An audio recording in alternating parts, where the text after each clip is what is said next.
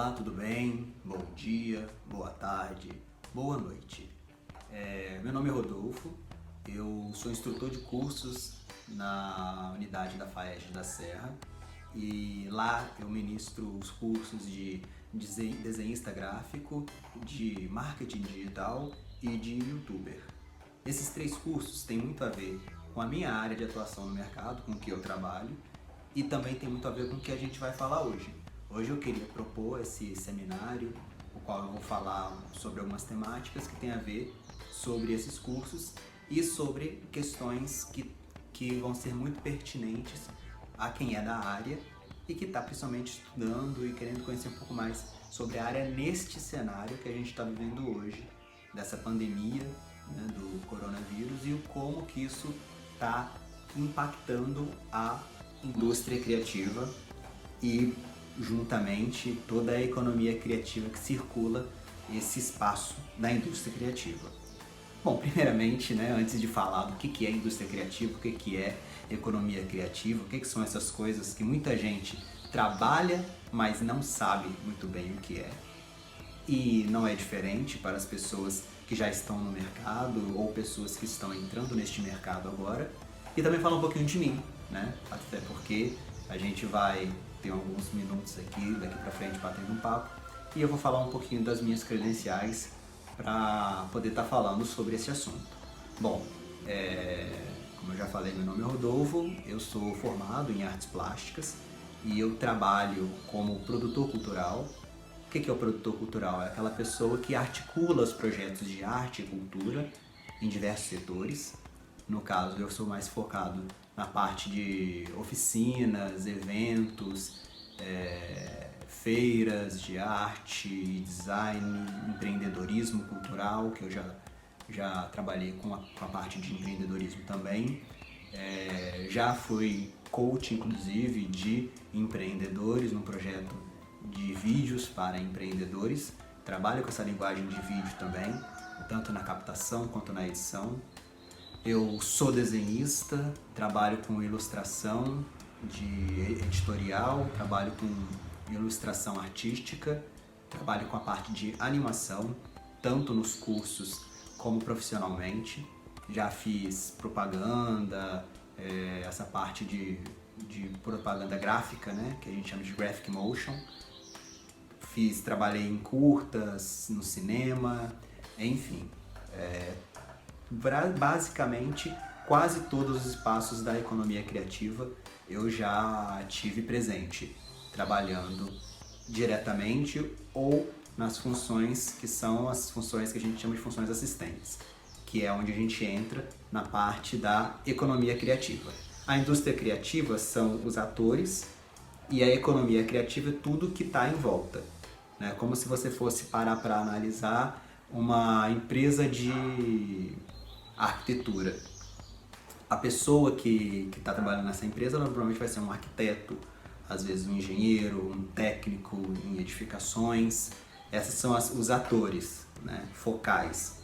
E aí a gente tem toda essa economia que roda em volta disso, onde você vai ter os materiais de construção, onde você vai ter as partes a loja, né, que vai dar as partes de escritório, como por exemplo material de desenho, computação, toda essa indústria que fornece insumos e os outros mesmo que trabalham, o secretariado que vai trabalhar nesse escritório, a pessoa da limpeza, são pessoas que também estão relacionadas a essa área e fazem parte dessa economia.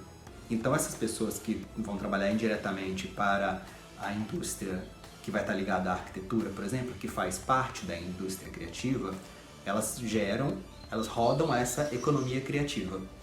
Então, toda essa economia, ela tem esses pilares, que a gente vai falar um pouquinho a seguir, e eu espero que vocês fiquem muito instigados com isso, perguntem, fiquem à vontade, a gente vai abrir um canal para que vocês bombardeiem a gente de perguntas, porque a gente está aqui para isso mesmo, e para que você conheça um pouquinho mais sobre isso, beleza?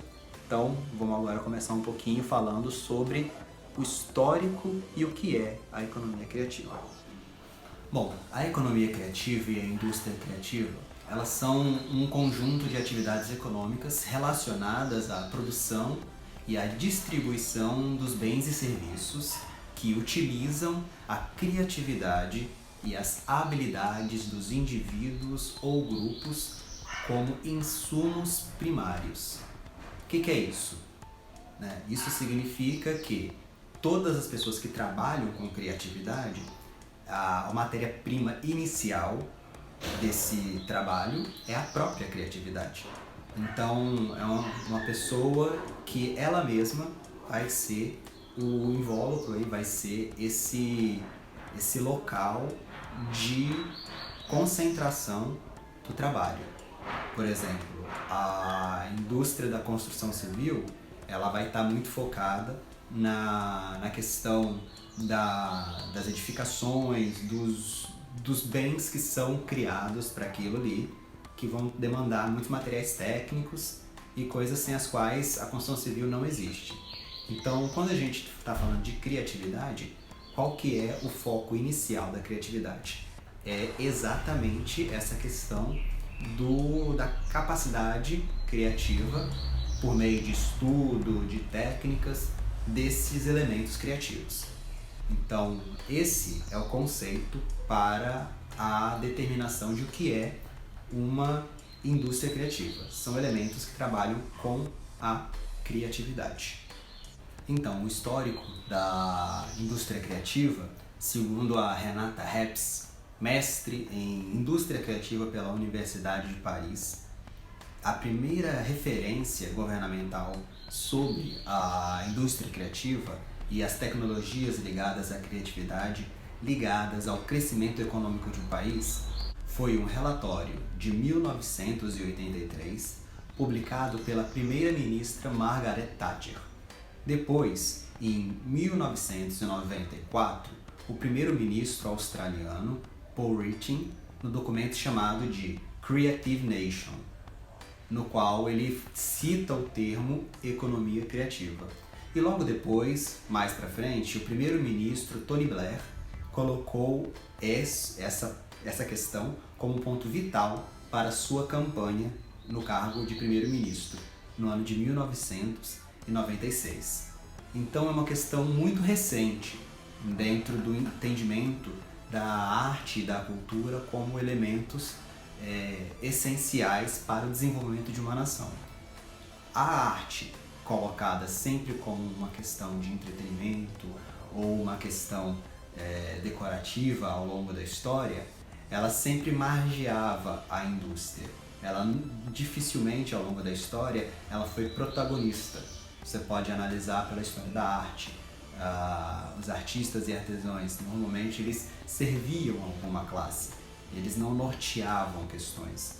Então, a partir do modernismo, onde a arte ela começa a ganhar um status próprio, tanto a arte quanto os desdobramentos da arte. Quando a gente pensa em arte, normalmente as pessoas ligam a arte muito à galeria, no máximo ao teatro e às vezes, na referência mais próxima, a novela. Só que a arte, principalmente hoje em dia, ela permeou totalmente o mercado. E a gente tem arte em várias questões. Em questões, por exemplo, muito ligadas à moda, em coisas ligadas a utensílios. Por exemplo, o meu escritório, tem várias questões aqui que são produtos de arte. Você tem elementos que são mesmo os decorativos, os elementos que são referências para trabalho de arte, como a câmera, canecas. Tudo isso são ferramentas que são criadas a partir da arte. Se você para analisar na história, a primeira revolução industrial ela foi feita com processos industriais, mas ela foi encabeçada na produção das máquinas por artistas. Essas pessoas que faziam as máquinas de tecelagem eram artesãos, que eram os artistas da época. Muitas vezes o mesmo cara que fazia um entalhe para construir uma máquina era o cara que fazia uma escultura. Muitas vezes não, a maior parte das vezes. Você para analisar na história da arte mesmo, o próprio Leonardo da Vinci, que é um grande artista, sem dúvida, né? Ninguém tem dúvida de pensar ele como um grande artista. O Leonardo da Vinci, ele era arquiteto, ele era designer, ele era naturalista, ele era muitas vezes lido como médico por causa do estudo de anatomia que ele fazia. Então, a arte ela acabava permeando várias questões da sociedade. Só que apenas recentemente, né, de 1900 pouco para cá, que a arte começa a ser lida no arcabouço, no patamar da indústria, o que leva a gente a mapear um pouco mais o que é a indústria criativa. O conceito de indústria criativa aparece na Conferência das Nações Unidas para o Comércio Internacional do Desenvolvimento, a UNCTAD, organização que dividiu a indústria criativa em 4 grandes áreas. O patrimônio, que se encontra nas expressões culturais tradicionais como o artesanato, os festivais populares, as celebrações, sítios culturais como museus, bibliotecas, exposições de arte e a arqueologia. Depois a gente vai ter o segundo, que seriam as artes visuais, que entende-se como pintura, escultura, fotografia, as antiguidades, as performances, que seria a música, o teatro, a dança, a ópera, o circo, etc. Uma terceira grande área, que é a mídia, que entende-se como algo recente, mas ela já acompanha um tempo, que seriam os elementos criativos com o objetivo de comunicação.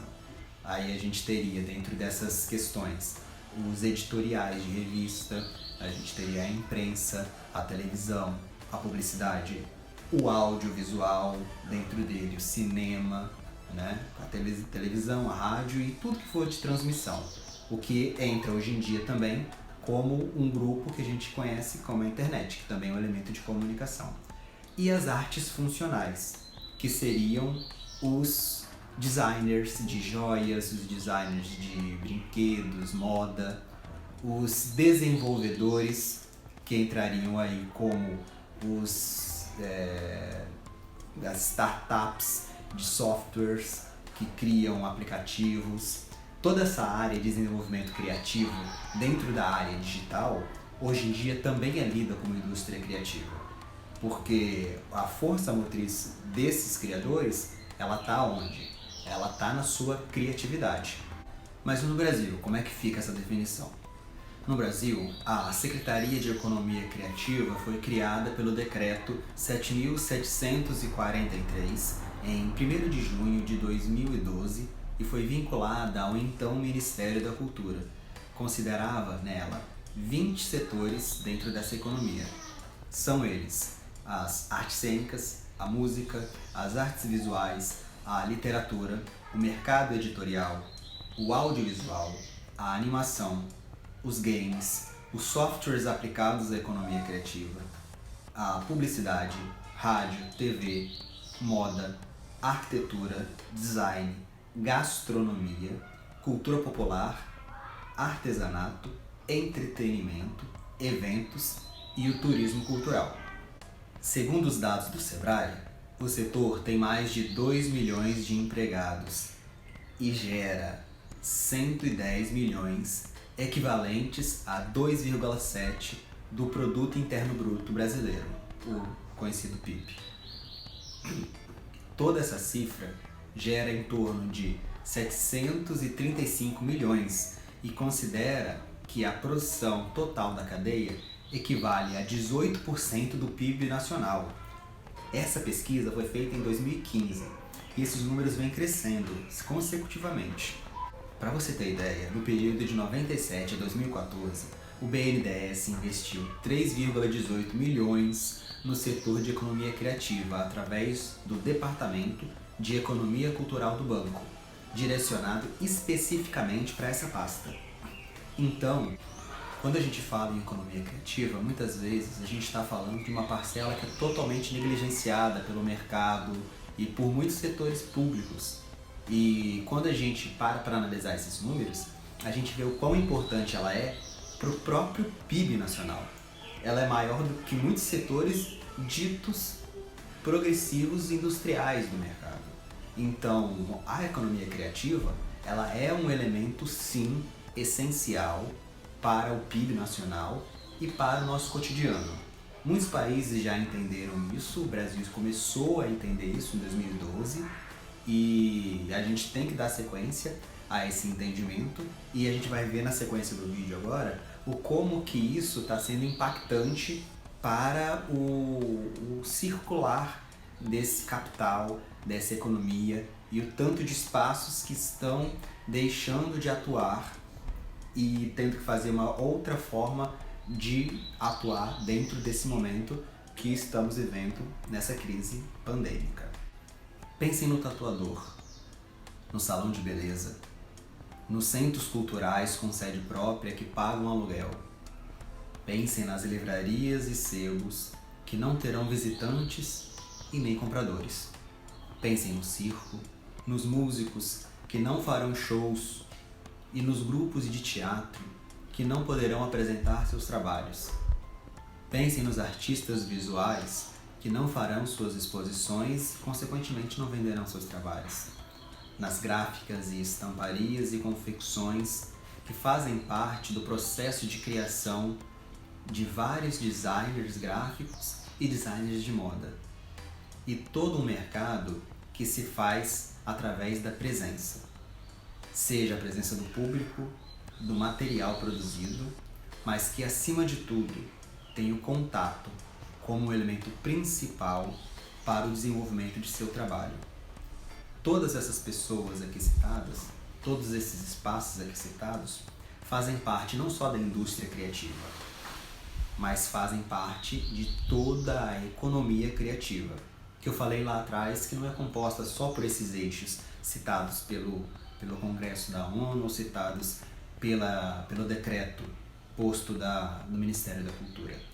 É todo um setor que vai muito além dos seus agentes criadores. Você vai ter um centro cultural, que vai ter um café, que vai ter um vendedor, que vai ficar sem trabalho.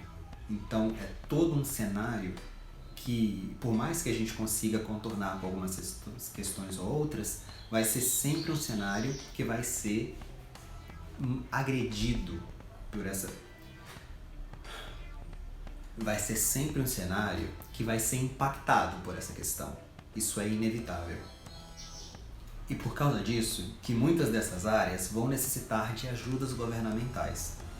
Por exemplo, o Rio de Janeiro já liberou do Fundo Estadual de Cultura o valor de 25 milhões e meio para a crise cultural referente ao coronavírus, através da necessidade de focar na não estagnação do mercado de economia criativa, para que ele possa se manter nessa fase e retornar ao fim desta crise do coronavírus. Já no governo de São Paulo, o secretário Sérgio Sá já afirmou que os incentivos fiscais, as linhas de crédito e a isenção fiscal, além da injeção direta de recursos, estão entre as medidas previstas, sendo que em São Paulo calcula-se a perda de 30 milhões de reais pela estagnação da economia criativa do Estado. E aqui no Espírito Santo, o SATEDES, o Sindicato dos Artistas, cobrando juntamente com as autoridades competentes no Estado, da Secretaria de Cultura e de Assistência Social, já criaram algumas medidas para a contingência dessas questões focadas principalmente nos artistas que vivem na informalidade, que são os artistas de circo, que em função de seu trabalho focado na presença do público e na impossibilidade deles realizarem isso de uma forma virtual, houve-se a possibilidade de trabalhar com cestas básicas para eles e outros artistas também que estão recorrendo ao auxílio emergencial, que foram direcionados para esses informais, que são MEIs. Então é uma forma de tentar conter e mitigar um pouco esse impacto que foi criado tão bruscamente dentro da economia criativa em função de todo esse cenário de coronavírus. Mas por estarmos falando de um setor de economia criativa, é um setor que se adequa muito às adversidades. Por exemplo, na última recessão econômica que o país sofreu, esse foi o único setor que não parou de crescer.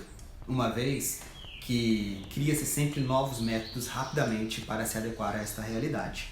E aqui no estado, como em outros lugares do país e do mundo, né, você pode avaliar que na Itália também houveram atividades interessantes por parte da classe artística e da economia criativa de modo geral, para se adequar a essa nova realidade, para que não se perca essa movimentação, seja do público, seja do próprio trabalho de quem é relacionado a essa área.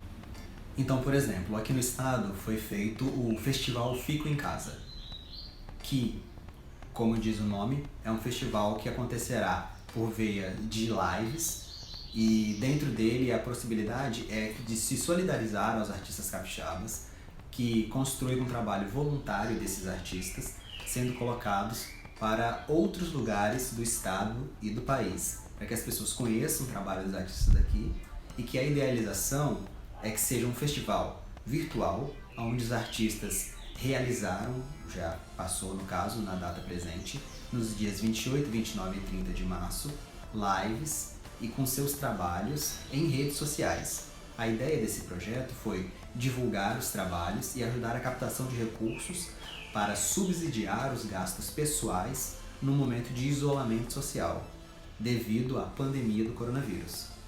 Esse trabalho também, a proposta é que os couverts e cachês fossem pagos via PicPay para os artistas em questões, e também criaria-se uma plataforma onde realizaria-se a divulgação dos festivais através de redes sociais, para que todos os artistas que quiserem colaborar com seus trabalhos ou na divulgação dos trabalhos que estavam postos lá, levantando recursos para que pudesse direcionar para os artistas e também para os técnicos. Como eu falei, referente à economia criativa, existe uma quantidade de técnicos relacionados a isso. Por exemplo, iluminadores, sonoplastas, cenógrafos, os próprios comunicadores, que poderiam receber esse tipo de auxílio, tal qual os artistas estão recebendo. Então, criou-se essa plataforma com o intuito de direcionar os cachês dos artistas que estavam se apresentando e também direcionar parte desse valor para os técnicos associados a esses artistas, para que pudesse haver, dentro desse período de quarentena, um valor circulando entre essas pessoas que trabalham diretamente com a arte. Então, esse festival contemplou principalmente pessoas da dança, alguns grupos de teatro, maior parte grupos de músicos. Então está havendo também essa movimentação com sarais. É um grupo que vai estar buscando essa forma de financiamento de forma autônoma e mostrando que esse setor é um setor que sim se adequa. Os próprios artistas gráficos que trabalharam dentro desse projeto se pagaram também com esses valores arrecadados do cachê. Então, é um trabalho que originou-se principalmente dos artistas, nessa necessidade de se manter nesse período, grande parte deles que não tem vínculo empregatício. Buscaram-se instituições que também ajudaram a colaborar com isso, tanto na divulgação quanto nos cachês, pagando com isso designers, videomakers, pessoas de marketing digital, pessoas que têm formações muito parecidas com as que a gente leciona aqui no espaço, na FAERJ, e que estão conseguindo se manter, realizar os seus trabalhos através da internet, que está sendo basicamente a ferramenta que está dando possibilidade de mobilidade neste momento de crise. Enquanto não podemos ter contatos físicos uns com os outros, essa ferramenta está se mostrando a ferramenta mais eficaz para a divulgação, veiculação e financiamento desses trabalhos. Falando ainda também dessa questão da internet, está sendo usada como diversas plataformas dentro da internet para disponibilizarem conteúdos, alguns de forma gratuita, outros de forma paga e outros de forma voluntária. Por exemplo, a Secretaria de Cultura do Estado, através do Funcultura, fez uma seleção que conta com vários filmes capixabas realizados do norte ao sul do estado. Eu vou colocar também na descrição aí para vocês poderem ter contato e acessarem. E dessa forma eles conseguiram usar esse momento para poder divulgar e disponibilizar esse conteúdo de audiovisual, de longas e curtas metragens, documentários, muita coisa bacana que tem lá. Então são filmes que já foram pagos, eles foram financiados por esses editais de cultura e agora eles estão usando esse momento para poder mover toda essa parte da economia que está relacionada à parte de distribuição. Que quando a gente está trabalhando com audiovisual, a gente tem a parte de captação, de pré-produção, de execução e depois de distribuição. Então, nesse momento de distribuição, que é essencial até para que esse filme seja conhecido, possa participar depois de participar de festivais, possa também entrar em plataformas de streaming como Netflix, Prime, outras plataformas, não necessariamente de streaming, mas que sejam repositórios também, como você tem a TV Brasil, né? São projetos que, como esse, também fazem parte da parte de difusão deste material. Então, a internet tem sido uma ótima ferramenta também para isso, para os materiais audiovisuais, que uma vez já estão realizados, já estão prontos, já estão finalizados, precisa-se então agora de fazer esse momento de difusão. Falando das plataformas, a gente tem as plataformas que já são mais conhecidas e que também fazem parte desse momento, né, desse mercado da indústria criativa. Quem é que não assiste no YouTube nada, não assiste na Netflix, ou seja, qualquer for a outra plataforma de streaming que você use ou que tenha usado. Mas muitas vezes não se entende que essas plataformas de streaming, elas também fazem parte da economia criativa e da indústria criativa.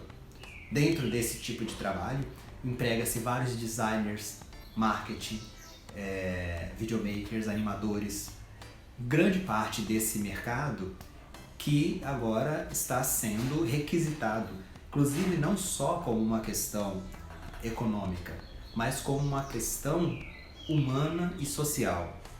Porque vamos parar para analisar. Uma vez que as pessoas se encontram em isolamento, se encontram em quarentena, as possibilidades de atividades externas, elas reduzem bastante, certo? Você ficando em casa, você vai recorrer a quê? A ver um filme, a ver um documentário, a ler um livro, a ouvir uma música. Então essas plataformas, elas se tornam cada vez mais essenciais em momentos como esse. E em momentos como esse que se nota a importância do artista na vida cotidiana das pessoas. Há quem diga que ninguém precisa de artista. Gostaria de ver o que você acha. Daria para passar por esse período todo sem ter um filme para assistir, sem ter uma música para ouvir? Pois é, você vê como é que a gente precisa muito entender o nosso trabalho, entender o trabalho do outro e entender todo esse mercado que circula em torno dessa economia. E esse projeto que foi feito aqui no Espírito Santo não foi o único. Em São Paulo também está sendo feito a liberação de materiais realizados por esse tipo de projeto. E lá eles também estão lançando editais para produções artísticas que viabilizem esse tipo de produção também. Lá eles estão com uma proposta que foi feita, como foi feita na Itália, que eles chamaram de Janelas de São Paulo. É uma proposta em que os artistas façam apresentações em suas janelas, muitas delas em prédios. Então, que eles, sendo cantores que cantem, músicos, poesia e contemplando diversas linguagens. Esse projeto, o Janelas de São Paulo, é um edital que contempla a disponibilização para que essa produção artística possa ser acessada em qualquer momento após a realização ao vivo. Assim como o Festival Fica em Casa, que foi feito aqui, que tem uma relação muito parecida. Por exemplo, no Centro Cultural Elisiário Rangel, que eu vou colocar aí também a referência para vocês conhecerem, que é na Serra, fez um projeto lá que é Música na Laje, que faz parte do Festival Fica em Casa, onde eles pegaram a laje do Centro Cultural deles e colocaram grupos musicais para se apresentar, tocando para os vizinhos nos arredores para verem de suas sacadas, e fizeram a gravação disso para que isso fosse feito em forma de live depois. E fizeram a gravação disso para que isso fosse feito em forma de live, para ser assistido ao vivo e podendo também ser assistido depois. Então esse tipo de ação mostra como que o mercado da economia criativa é um mercado que sabe se adequar. A gente pode ver várias pessoas dessa área que já estão migrando para as plataformas digitais, dando aulas de suas respectivas técnicas. Tem músicos que estão dando aula de violão, de canto, online, ou mesmo para poder movimentar as suas redes. Então, está acontecendo uma movimentação muito efervescente da economia criativa nesse período de quarentena. É importante que a gente entenda que a economia criativa ela é algo dinâmica. É isso aí. Por isso, gente, que é legal a gente entender como é que funciona a economia criativa e as possibilidades de lugares onde a gente pode se adequar. Por exemplo, agora, nesse momento de quarentena, eu estou desenvolvendo também, além do meu trabalho aqui como instrutor, estou desenvolvendo cursos online também, que vão ficar disponíveis em breve pela própria FAERJ. Então, estou pensando que eu estou realizando atividades no meu centro cultural de forma online. Então, eu estou me adequando, outras pessoas da indústria criativa que trabalham comigo também estão se adequando. A gente está conseguindo superar essas necessidades problemáticas desse momento. E a gente vai sempre se adequar, porque faz parte da economia criativa se adequar. Então, você que também está pensando em seguir a carreira nessa área, é um espaço que tem uma potencialidade muito grande de adequação, tanto na parte de criativa, de criação, como na parte das funções técnicas relacionadas. Então, é uma área que não está em queda em função desse período. Ela está se mantendo. Ela, obviamente, vai ter as suas quedas, vai ter os seus entraves, os seus impactos, como todas as áreas estão tendo, isso é fato, mas é uma área que está conseguindo se manter. A gente não tem números precisos para poder ofertar nesse momento, até pela característica da maior parte desses empregos. Por exemplo, um designer que seja autônomo, a maior parte das vezes, muitas vezes ele não é um microempreendedor, ou ele nem tem a carteira de autônomo, ele apenas trabalha com aquilo. Então esse tipo de profissional, ele não consegue ser mensurado oficialmente. Então, para que isso possa acontecer de uma forma mais oficial, está sendo criado uma pesquisa, que eu vou até compartilhar aqui também a pesquisa, pela Universidade da Bahia, que está levantando esses dados com os artistas. Eu peguei o formulário para fazer, vou responder também lá. E depois que a gente, mais para frente, tiver o resultado dessa pesquisa, eu compartilho aqui também, para que a gente possa ver os impactos reais que estão acontecendo. E aí a gente pode falar sobre números. Mas nesse momento a mensagem que eu tenho a dar sobre a economia criativa nesse período de quarentena é uma mensagem de esperança e de crença na habilidade de se adaptar de quem é dessa área. Eu estou me adaptando, vejo que várias pessoas estão se adaptando. Então, se você acredita que essa é a área que você quer seguir, pode vir, que é uma área que não para, é uma área que se adequa, é uma área que resiste e sobrevive. Espero que você tenha gostado do vídeo e a gente vai estar disponível aí para a gente poder bater um papo, para responder perguntas. Se você quer seguir essa área e quer falar comigo sobre isso, com relação a... E aí, cara, eu queria ser desenhista e como é que vai ser isso, né? E como é que os desenhistas estão sobrevivendo nesse momento? Às vezes, esse momento é um momento muito rico para que a gente possa ampliar a nossa consciência, nossos pensamentos sobre formas de trabalho.